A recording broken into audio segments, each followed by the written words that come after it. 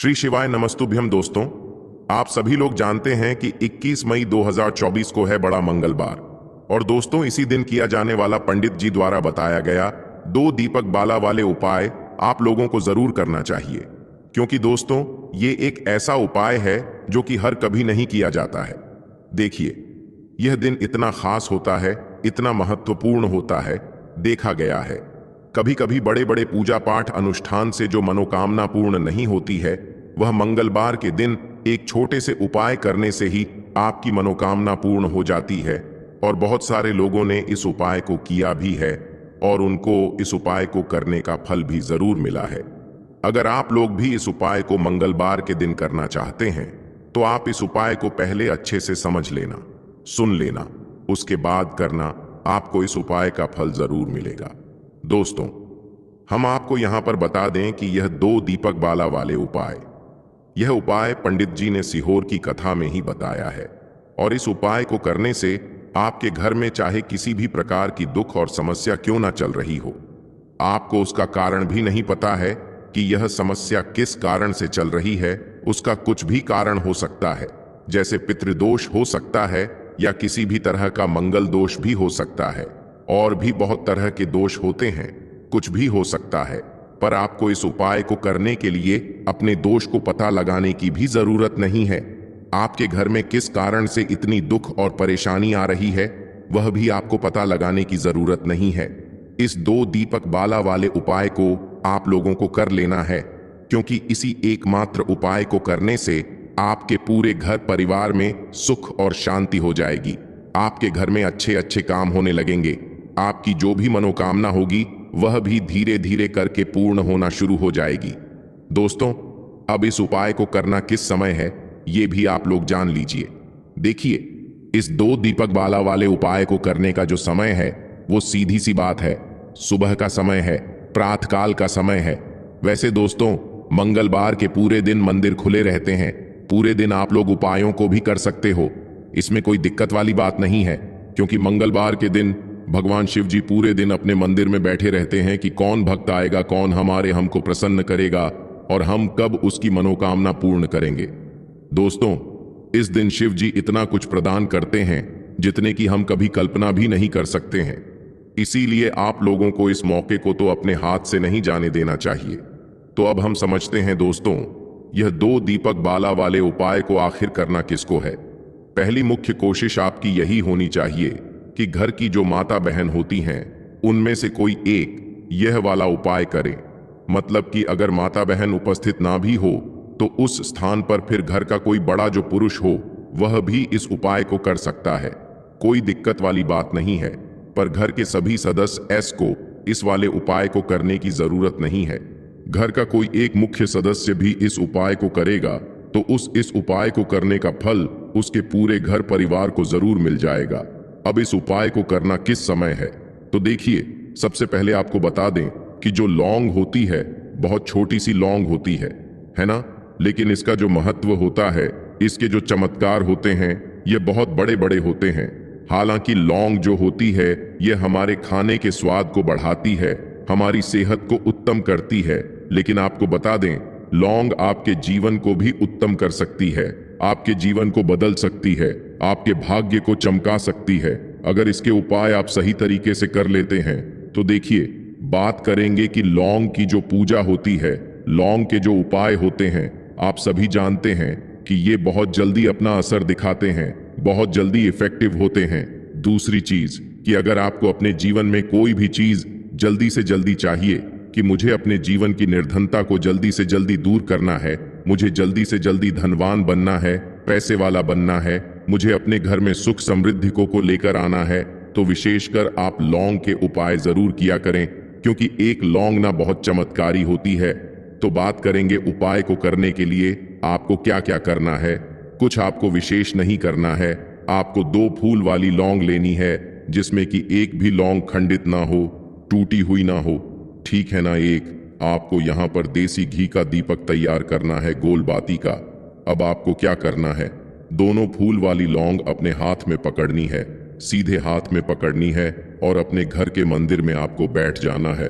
सबसे पहले दीपक जला लेंगे, लौंग अपने सीधे हाथ में रख लेंगे और अपनी मनोकामना बोलेंगे, महादेव का स्मरण करेंगे, मैया पार्वती का स्मरण करेंगे और भगवान गणेश का ध्यान आपको सबसे पहले करना है।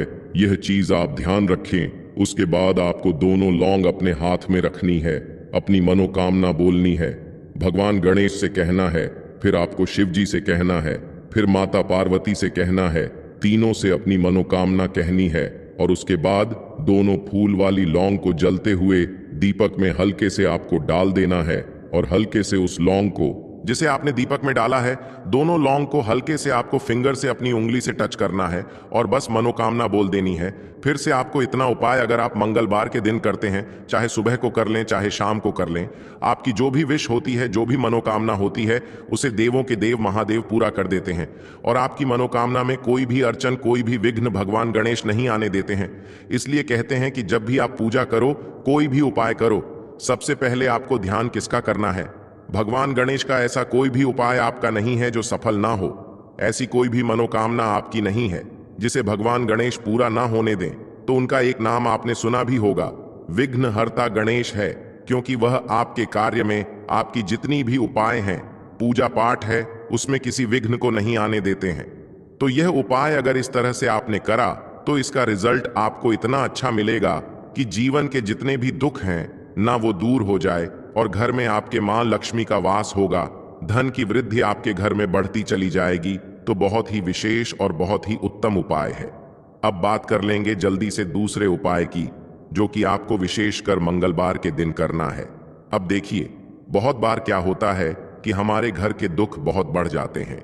एक तो हमारे घर में पैसा नहीं आता है, दूसरी चीज पैसा आता है तो वो दवाइयों में खर्च हो जाता है। हम नहीं समझ पाते कि ऐसा क्यों रहा है। तो देखिए, अगर आपके घर में कोई भी ऐसा व्यक्ति है, या कोई स्त्री है, कोई पुरुष है, कोई भी ऐसा व्यक्ति है, अगर आपके घर में जो बचे हुए आटे को, जो आटा हम रोटियां बनाते हैं ना, गेहूं के आटे की या कोई भी आटे की रोटियां बनाते हैं, मल्टीग्रेन आटा भी बहुत सारे लोग ले लेते हैं, है ना। और बचा हुआ आटा अगर आप गोल गोल करके, जैसे लोही होती है, गोल गोल करके अगर आप उसे अपने फ्रिज में रख रहे हैं, कोई आपके घर में उसे फ्रिज में रख रहा है, तो कहीं ना कहीं पितृदोष वहां पर एक्टिव हो जाता है। मतलब वहां पर पितृदोष कहीं ना कहीं उस घर में लग जाता है। अब देखिए, पितृदोष अगर लगा है, थोड़ा सा भी पितृदोष घर में आ जाए तो ऐसा मान के चलिए कि उस घर के जो लोग हैं वह कर्जे में फंसते हैं, उस घर में धन हानि होने लगती है। वहां पर आपको हमेशा उस घर में क्लेश देखने को मिलेगा, है ना। तो आपको क्या करना है? अपने अपने पितरों को आपको प्रसन्न करना है और पितृदोष अपने घर से दूर करना है। अगर पितृदोष नहीं भी है और आप उपाय करते हैं तो इसका अच्छा ही फल आपको मिलेगा। इसका रिजल्ट हमेशा सकारात्मक मिलता है। यहां पर आपको आशीर्वाद ही मिलेगा। अपने पितरों का अगर पितृदोष नहीं भी है तो और है तो दूर हो जाएगा, तो इसका लाभ ही लाभ मिलेगा इस उपाय का। अगर आप करते हैं, मंगलवार के दिन करना क्या है? अपने घर का एक लोटा जल लेना है आपको।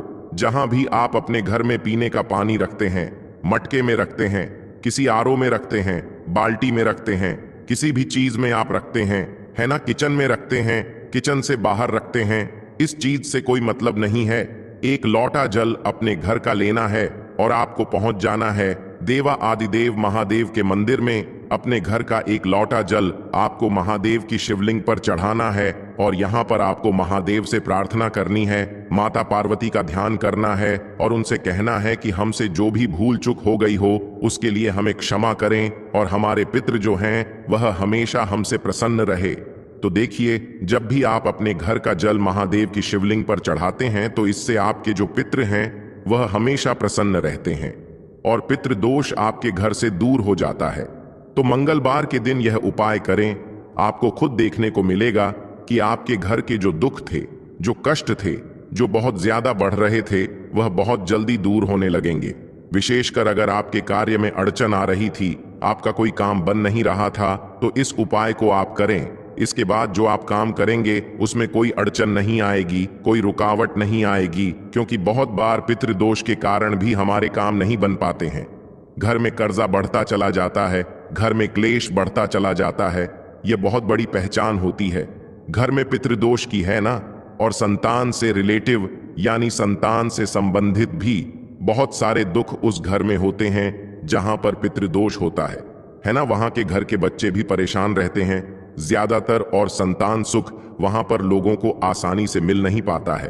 अब जल्दी से बात कर लेते हैं अपने लास्ट और तीसरे उपाय की। तो देखिए, उपाय जो है यह आपके धन में वृद्धि के लिए। जैसे कि बहुत सारे लोग हैं जो कहते हैं कि हमारा धन बढ़ता नहीं है, घर में पैसा तो आता है लेकिन बचता नहीं है, धन तिजोरी में तो आता है लेकिन तिजोरी पैसों से भरती नहीं है, हमारी तिजोरी हमेशा धन से खाली रहती है, कोई ना कोई खर्चा घर में ऐसा निकल कर आ जाता है कि हमारा सारा पैसा उसमें चला जाता है। कभी हमारा पैसा बर्बाद हो जाता है दवाइयों में, कभी किसी चीज में, कभी किसी चीज में। पैसा इकट्ठा हम नहीं कर पाते हैं, है ना, हमारा पैसा बढ़ता नहीं है। तो जो लोग चाहते हैं कि उनका धन निरंतर बढ़े, उसमें वृद्धि हो, हमेशा पैसे पर पैसा उनको मिलता रहे, कभी भी पैसे की कमी उनके जीवन में ना आए, तो उन्हें क्या करना है? उन्हें कच्चा दूध लेना है। कच्चे दूध में थोड़ी सी चीनी डालनी है, थोड़ा सा चावल डालना है, और रात के समय में चंद्रदेव को अर्घ देना है। जब चंद्रमा निकल जाते हैं, उसके बाद आप एक लोटे के अंदर कच्चा दूध डाल लें, चीनी डाल लें, थोड़ा सा चावल डाल लें और चंद्रमा को अर्घ दें। उनसे प्रार्थना करें कि मेरे जीवन में धन की वृद्धि हो और मैं अपने जीवन में हमेशा सही निर्णय लूं।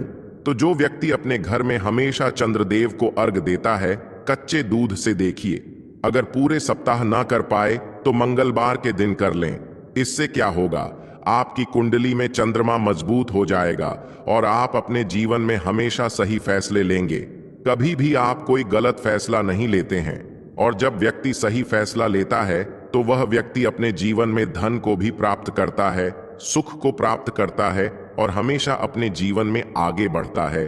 उसकी जो घर की स्थिति होती है, पैसों की आर्थिक पक्ष उसका बहुत मजबूत हो जाता है और निरंतर उसके धन में वृद्धि होती चली जाती है, हमेशा उसका पैसा बढ़ता है।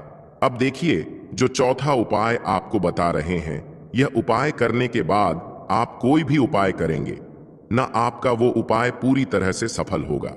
देखिए, बहुत बार होता है क्या है कि हम बहुत सी पूजा पाठ करते हैं, बहुत से उपाय करते हैं, सब कुछ करके देख लेते हैं, लेकिन हमारे जीवन के दुख और कष्ट कम नहीं होते हैं और हम समझ ही नहीं पाते हैं, हमें नहीं पता है ना। मान लीजिए आपको एक पर भी नहीं पता कि आपकी कुंडली में शनि की कोई पीड़ा है, शनि की महादशा है, शनि की 7.5 है, शनि ढैया है, आपके घर में कोई वास्तु दोष है, नजर दोष है, कुछ भी आपको नहीं पता है, तो आपको यह उपाय करना है जो हम आपको बताने वाले हैं।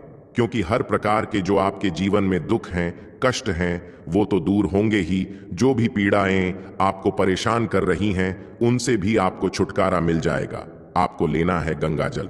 देखिए, आप सभी जानते हैं गंगा जल जो होता है ये बहुत ही पावरफुल होता है और इसके बहुत चमत्कार भी होते हैं, है ना। तो गंगा जल आपको लेना है। मंगलवार के दिन आपको गंगा जल का छिड़काव अपने पूरे घर में करना है। घर के मंदिर से शुरुआत करेंगे, घर के सारे कमरों में गंगा जल का छिड़काव और मुख्य द्वार पर तो विशेषकर आपको गंगा जल का छिड़काव करना है। तो देखिए, जब आप गंगा जल का छिड़काव करते हैं, आपके घर में कभी भी कोई काम नहीं बिगड़ता है। जिस काम को आप करेंगे, आपका वह काम बनता चला जाएगा। जिस चीज में हाथ डाल देंगे, उसमें आपको हमेशा लाभ होगा, फायदा होगा। यह चौथा उपाय हो गया।